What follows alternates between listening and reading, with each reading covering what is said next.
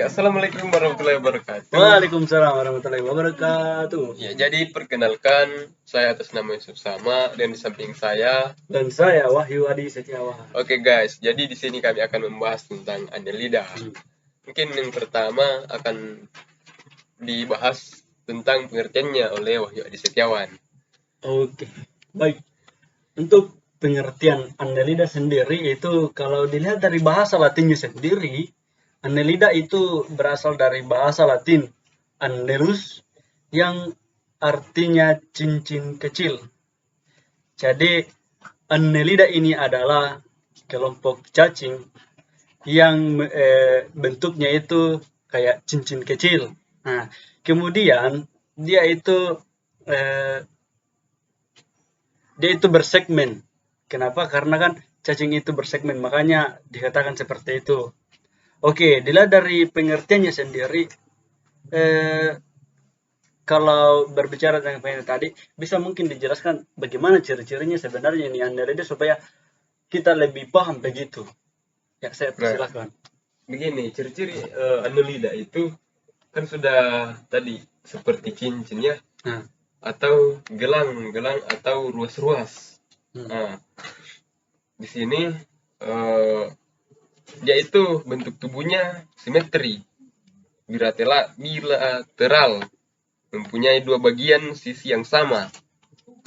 Nah, jika dibelah Annelida ini akan persis sama bagiannya.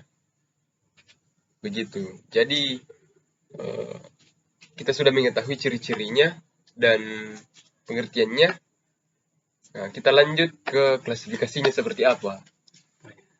Oh ya, jadi bagaimana sebenarnya klasifikasinya? Oke, jadi begitulah kira-kira.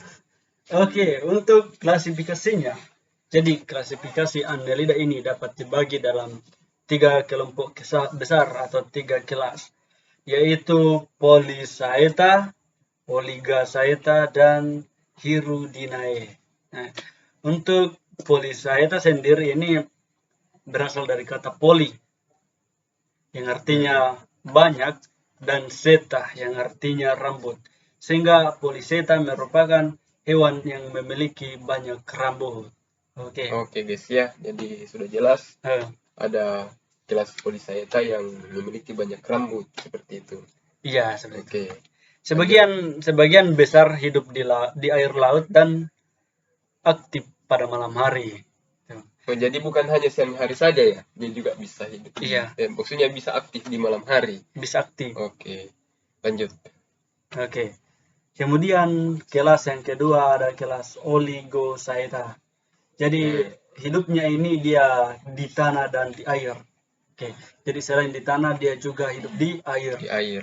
Ya. Dia itu memiliki sedikit seta atau rambut. Jadi mungkin alat geraknya ini adalah berupa seta atau rambut.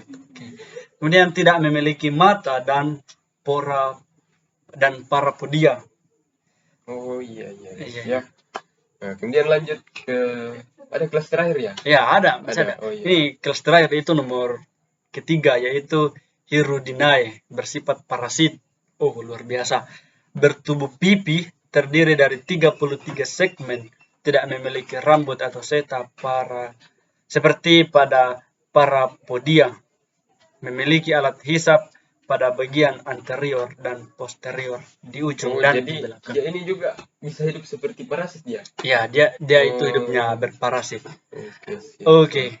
Jadi itulah klasifikasi dari Annelida. Jadi setelah kita mengetahui beberapa pengertian umum dari Annelida, ada baiknya kita mengetahui apa sih fungsi atau peran dari Annelida ini. Nah, begini, peran Annelida itu bagi kehidupan itu yang pertama dapat dimanfaatkan sebagai sumber makanan. Jadi ada juga orang yang sengaja membuatnya sebagai makanan. Bahan makanan. Iya, bahan makanan.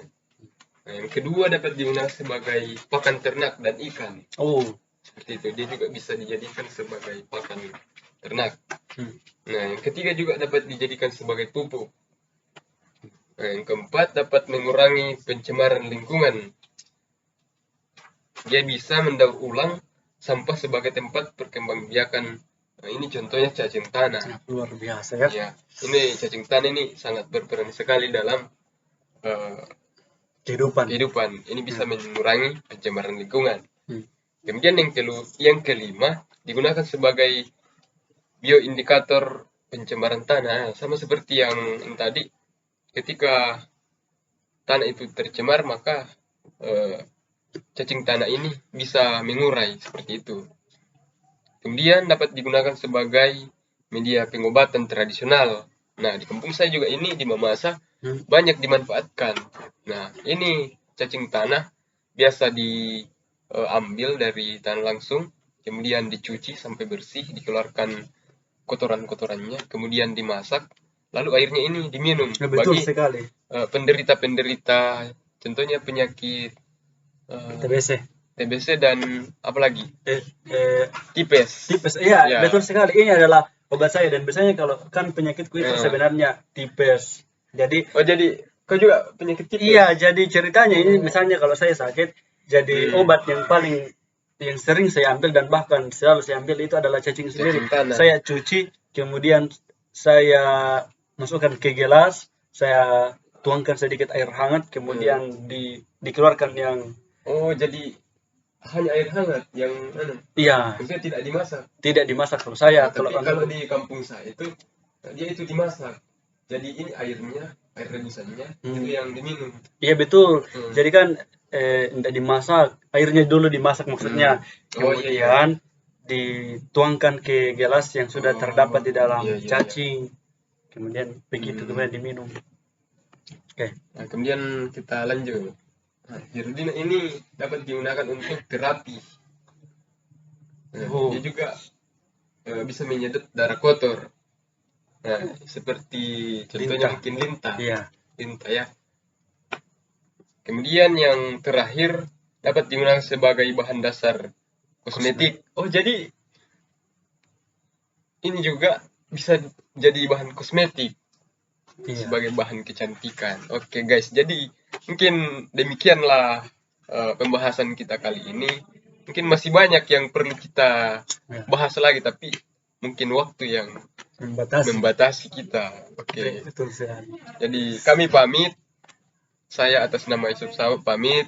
Dan saya Wahyu Setiawan mengucapkan Assalamualaikum warahmatullahi wabarakatuh.